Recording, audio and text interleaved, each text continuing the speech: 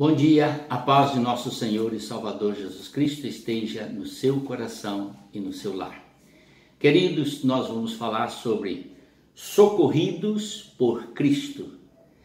Há em nós uma constante necessidade de clamarmos por socorro quando estamos em aflição, não é verdade? E o texto sagrado, no livro de Salmos, nos diz assim: o meu socorro vem do Senhor que fez os céus e a terra. Não há para onde fugirmos.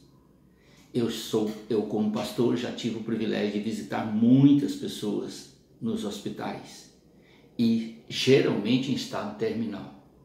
E algumas pessoas clamam pela libertação da enfermidade que os oprime e que por certo vão levá-los à morte. Ao invés de preocuparem, se preparar para encontrar com Deus, eles preocupam em sair dali, se libertarem dali e voltarem para casa. E todos nós sabemos que vai chegar um momento em que nós vamos estar nessa condição, que teremos que partir. Então este preparo tem que vir antes, não é naquele momento. Então você tem que estar atento a tudo que o Senhor te fala, tudo que Ele leva ao seu coração, porque são estas as formas que o Senhor tem de nos prepararmos para a eternidade. E neste momento eu quero trazer a você o texto de Hebreus capítulo 2, verso 14 em diante, onde diz: visto pois que os filhos têm participação comum de carne e sangue, destes também ele igualmente participou, para que, por sua morte, destruísse aquele que tem o poder da morte, a saber, o diabo.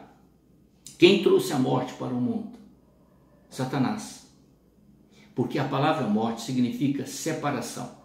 Satanás já havia se separado de Deus quando ele era anjo de luz no céu. Ele rebelou-se contra Deus e foi expulso do céu. Então ele se separou. Então, para Deus, Satanás já está morto, ou seja, separado definitivamente. Mas quando Deus nos pôs neste mundo, ele foi e tentou os nossos primeiros pais. Está lá no livro de Gênesis. E nessa tentação, ele fez com que nós também caíssemos numa morte, uma morte espiritual. Então, o pecado que entrou em nós afastou-nos de Deus. E Jesus, então, despojou da sua glória no céu, veio ao mundo, tornou-se um homem carnal como eu e você, para que ele padecesse as mesmas dores, as mesmas tentações, os mesmos sofrimentos que nós passamos, e pudesse vencer Satanás. É isso que o texto está dizendo. Então ele nos tornou-se nosso irmão em sangue, e usando um corpo material como o nosso, ele pôde vivenciar todos os sofrimentos que nós padecemos. E assim mesmo, ele suportou em obediência a Deus, não cometendo nenhum pecado. E por esse motivo tornou-se apto a não só ser o nosso Senhor e Salvador, como também, ao vencer Satanás, ele conquistou o direito de dar vida a todos aqueles que nele creem. É isso que está escrito aqui no texto. Ele venceu Satanás. Ele não vai vencer, ele já venceu. Então diz: e livrasse todos que pelo pavor da morte estavam sujeitos à escravidão por toda a vida. Está vendo?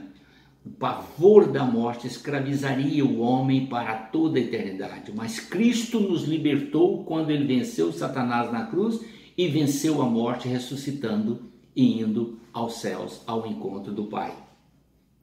Pois ele, evidentemente, não socorre anjos, mas socorre a descendência de Abraão. Aqui agora ele está dizendo o seguinte: quando Cristo veio dos céus até nós, ele não veio para socorrer os anjos decaídos, os anjos que foram expulsos do céu.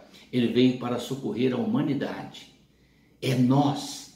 É por isso que a Bíblia diz, nas palavras de João: Deus amou o mundo de tal maneira que deu o seu Filho unigênito, para que todo aquele que nele crê, que crê em Deus e que crê também em Jesus, tenha vida eterna. Por que eu falei crê em Deus e crê em Jesus? Porque Jesus disse essa expressão.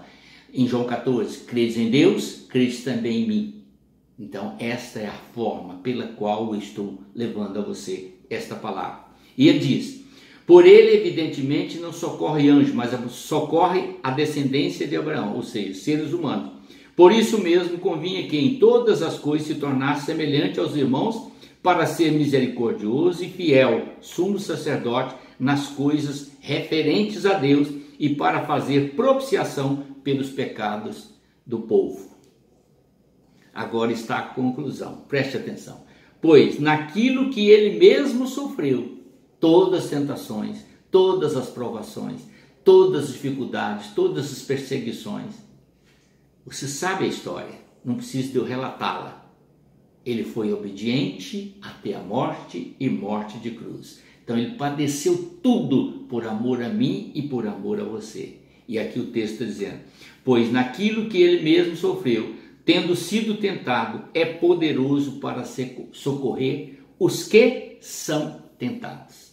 Então, meu querido, se você está sendo tentado, passando por uma prova terrível e achando que você vai se perder, não. Você tem alguém que intercede por você. Você tem alguém que estende a mão para você. Você tem alguém que vai dizer a você assim, levante a cabeça, porque eu estou com você. E se você fraquejar, eu te carrego no colo. Você não precisa preocupar.